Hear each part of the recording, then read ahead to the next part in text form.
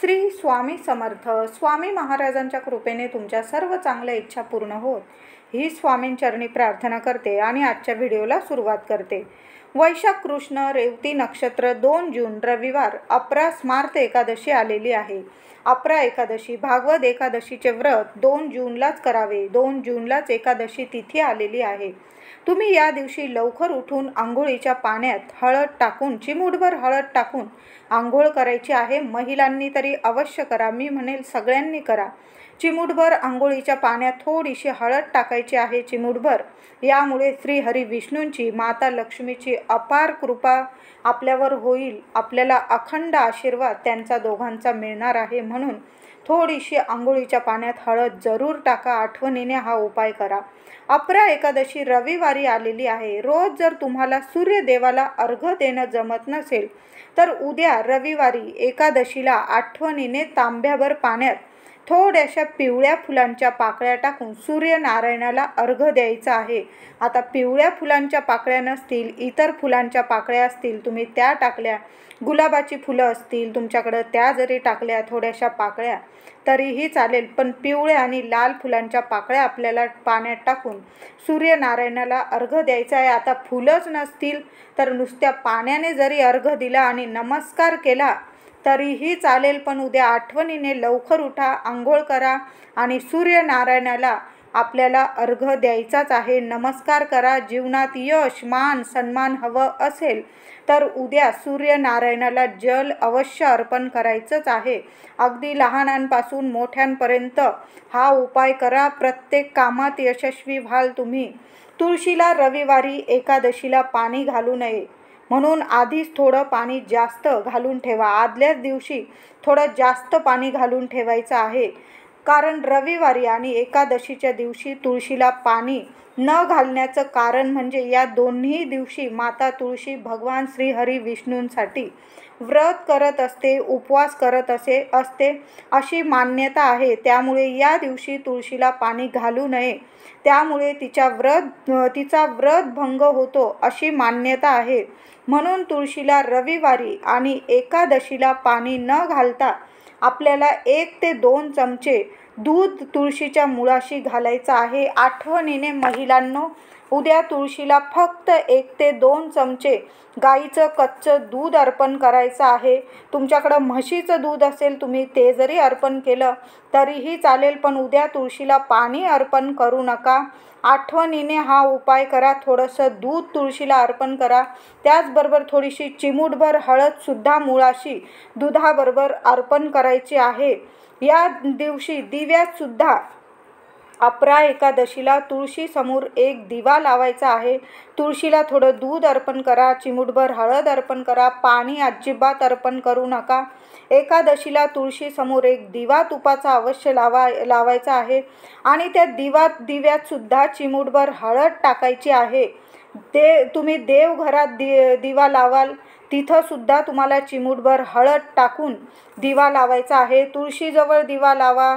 आपण देवघरात दिवा लावू, मुख्य दाराशी दिवा लावणार, पिंपळाखाली सुद्धा उद्या दिवा लावायचा आहे. जेवढे दिवे लावणार आहात उद्या तुम्ही चिमूटभर थोडीशी हळद प्रत्येक दिव्यामध्ये न विसरता टाकायचं आहे.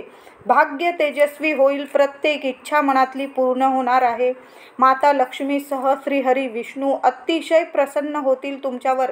प्रत्येक मनातली इच्छा पूर्ण करायची असेल तर उद्या कुठंही दिवे लावाल तुम्ही. तुळशीजवळ, देवघरात, दाराशी, पिंपळाखाली, माठाजवळ लावत असाल. स्मार्त एकादशी आहे उद्या. माठाजवळ आपल्या पितृदेवतांना मोक्ष प्राप्तीसाठी त्यांना तृप्त करण्यासाठी माठाजवळ सुद्धा एक दिवा लावा. त्यात सुद्धा थोडीशी चिमूटभर हळद टाकायची आहे. आठवणीने हा सुद्धा उपाय करा. देवांना म्हणजे तुमच्या देवघरात बाळकृष्ण असेल, पाण्यात थोडीशी केशर टाकून त्या पाण्याने आपल्या बाळकृष्णाच्या लहानशा मूर्तीला अभिषेक घाला. केशर नसल्यास चिमूटभर हळद किंवा अष्टगंध असेल ते थोडंसं पाण्यात टाकायचं आणि देवांना अभिषेक घालायचा आहे.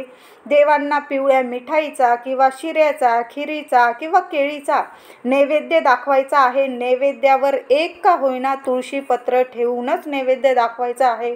बाळकृष्णाला किंवा विठ्ठल रुक्मिणीची मूर्ती असेल, अभिषेक करून पिवळ्या आसनावर, पिवळं कापड असेल तुमचं पाटावर किंवा तुमच्या देवघरात, उद्या पिवळंच आसन ठेवा, त्यावर स्थापना करायची आहे. आपण रोज तर लाल कापड अंथरतो. एकादशी असली आणि किंवा गुरुवार असला त्या दिवशी पिवळं आसन द्यावं, म्हणजे पिवळं कापड अंथरायचं असतं. आपण देवघरात तुळशीपत्र वाहा, पिवळी फुलं अर्पण करा. तुमच्याकडं स्वामींची मूर्ती असेल, अशाच पद्धतीने केशरच्या पाण्याने स्वामींच्या मूर्तीवर अभिषेक करा.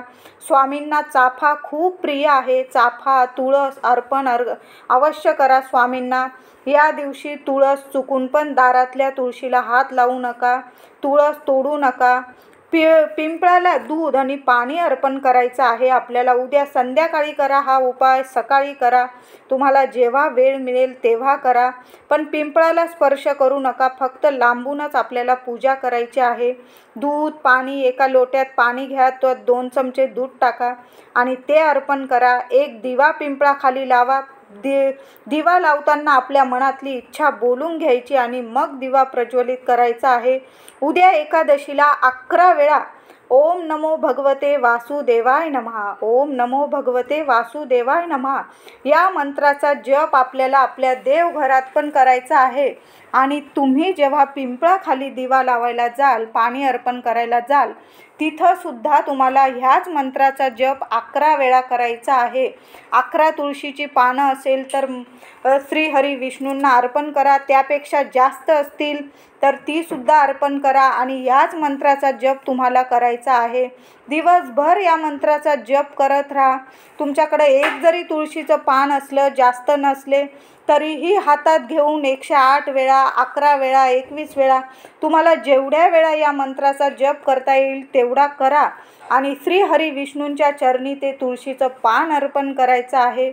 उपवास करत असाल किंवा नसाल, या दिवशी जेवणात भात खाऊ नका. उपवास करत असाल तर उपवास सोडतानाही भात खाऊ नये. खायचाच झाला तर सफेद भात खाऊ नका. नुसता भात कधी पण एकादशीला खाऊ नये. त्यावर पिवळी डाळ टाकूनच खावा. नाही खाल्ला तर चांगलंच, पण अगदीच खावा लागला, तुम्ही इतर ठिकाणी गेलेले आहात आणि तिथं जेवणामध्ये फक्त भातच आहे, मग आपण तर उपवाशी राहू शकत नाही.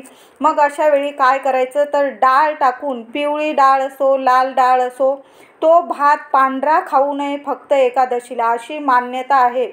म्हणून त्यावर डाळ टाकूनच भात खायचा. असं म्हणतात एकादशीला भात खाऊ नये, पण लहान मुलं तर भाताशिवाय जेवतच नाही. तर काय करायचं अशा वेळी? मग पिवळी डाळ भातावर टाकून तसा भात आपल्या मुलांना खाऊ घातला, त्यामुळे कुठलेही दोष आपणास लागत नाही. उद्या एकादशीला तुम्ही विठ्ठल रुक्मिणी मंदिरात, श्रीहरी विष्णू मंदिरात गेलात, रामाचं मंदिर असेल गेला तर 1 नारळ आणि 5 बदाम बरोबर घेऊन जा. श्री विष्णूंच्या चरणी अर्पण करा. हे करताना मनाची इच्छा बोलून करा. बघा, लगेच तुमची कुठलीही इच्छा लगेच पूर्ण होईल. नारळ आणि बदाम अर्पण करताना त्यावर एक तरी तुळशीपत्र ठेवून मगच अर्पण करा. बघा, कुठलीही इच्छा लगेच पूर्ण होईल. हे जे उपाय सांगितलेले आहे मी म्हणेल सर्वच करा. काही जास्त अवघड उपाय सांगितलेले नाही मी. यातील एक तरी उपाय अवश्य करायचा आहे. व्हिडिओ आवडला असेल लाईक करा, सर्वांना शेअर करा, चॅनलला कृपया सबस्क्राईब करा. धन्यवाद.